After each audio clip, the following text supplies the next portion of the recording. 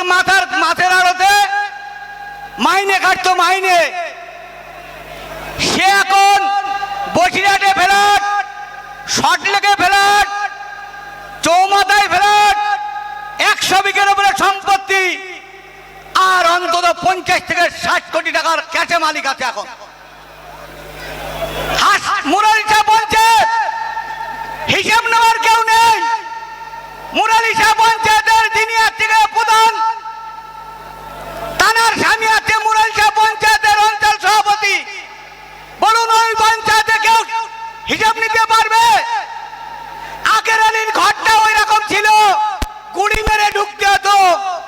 আকের আলী কম করে এখন 100 থেকে 150 কোটি টাকার মালিক। একটা গল্প বলি, আমাদের হাসনাবাদ ব্লকে কবরস্থানের টাকা ঢুকেছে 40 কোটি টাকা। এই 40 কোটি টাকার থেকে 11% মানে 11% টাকা কমিশন নিয়েছে ইস্কান্দার গাজী, আকের আলী মন্ডল, আসলাম গাজী নিয়ে 9 কোটি টাকা উঠেছে। 9 কোটি, এখনো 1 মাস হয়নি। আর আমার বড় আমার সমাধান, এই যে আখের, এই স্ক্যান, এই আসলাম, hello hello, ISF ISF ISF জিন্দাবাদ জিন্দাবাদ জিন্দাবাদ, আইএসএফ আইএসএফ আইএসএফ জিন্দাবাদ জিন্দাবাদ জিন্দাবাদ, আইএসএফ জিন্দাবাদ জিন্দাবাদ জিন্দাবাদ, আইএসএফ জিন্দাবাদ, নওশাদ সিদ্দিকী জিন্দাবাদ জিন্দাবাদ জিন্দাবাদ, মুসা করিমুল্লাহ ভাই জিন্দাবাদ জিন্দাবাদ জিন্দাবাদ। এই মুসা করিমুল্লাহ ভাই, তোমায় আমরা বলছি না, বলবো না, বলছি না, বলবো না। এবার ভোটে জিতবে কে? এবার ভোটে জিতবে কে? আইএসএফ ছাড়া আবার কে? এই মমতা দেখে যা, এই মমতা দেখে যা, আইএসএফ এর ক্ষমতা, এই অভিষেক দেখে যা, আইএসএফ এর ক্ষমতা। তো যাই হোক, আর আমার পাড়ার সমাধান,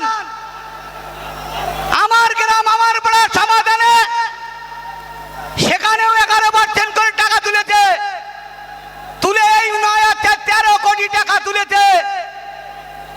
এই 3 জন মিলে 13 কোটি টাকা তুলে 13 কোটি টাকা পকেটে ভরেছে।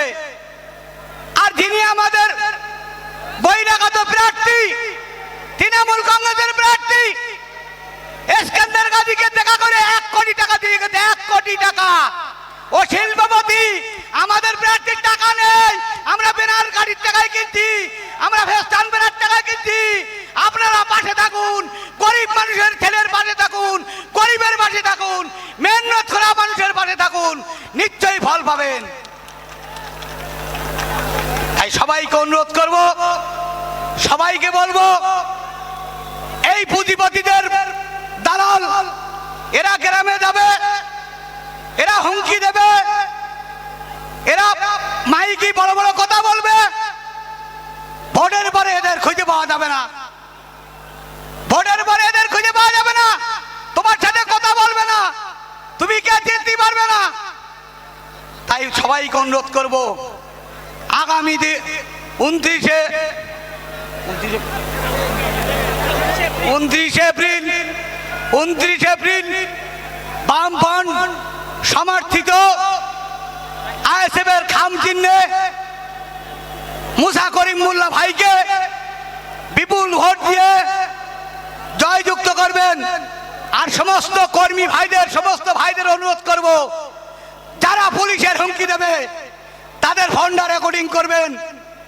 যে নেতা পুলিশের হুমকি দেবে তৃণমূলের, ফোনটা রেকর্ডিং করে পাঠিয়ে দেবেন সোজা নির্বাচন কমিশনের অফিসে।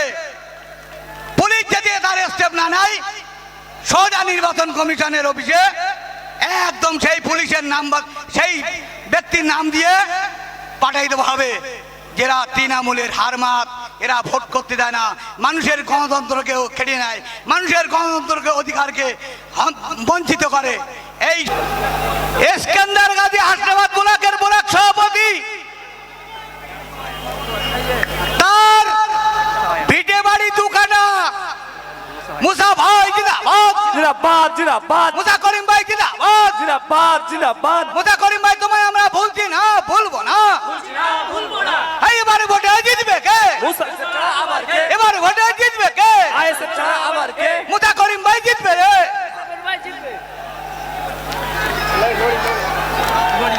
রাজেন্দ্রপুর পঞ্চায়েত থেকে আমাদের সেই মিছিলে আসছে, আপনারা একটু ওদেরকে আসার জায়গা দিয়ে দেন, রাস্তাটা একটু ক্লিয়ার করে দেন। রাজেন্দ্রপুর পঞ্চায়েতের মিছিল ইতিমধ্যে এখানে এসে উপস্থিত হয়ে গেছে।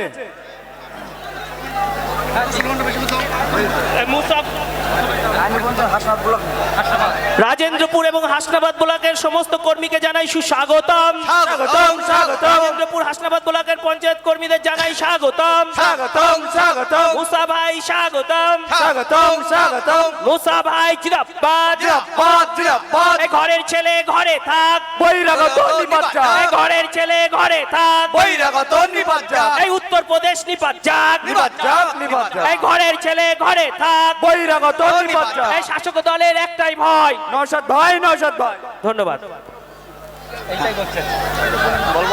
সমস্ত ভাইদেরকে বলবো, ভলেন্টিয়ার্স ভাইদের বলবো, আপনারা একটু চেয়ারগুলো পিছিয়ে পিছিয়ে দেন, আরো চেয়ার আছে পেতে দেন, আর ভাইদেরকে এই রাস্তাটা একটু ছেড়ে দিয়ে ভিতরে ঢুকুন ভাই, জায়গা আছে।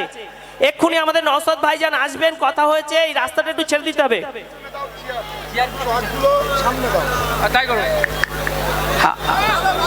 সব গুটি কত কথা বলে আমি আমার সংক্ষিপ্ত বক্তব্য শেষ করছি। আইএসএফ জিন্দাবাদ, বামফ্রন্ট জিন্দাবাদ, নওশাদ ভাইজান জিন্দাবাদ, মুসা করিম ভাই জিন্দাবাদ। এই কথা বলে আমি আমার বক্তব্য শেষ করছি।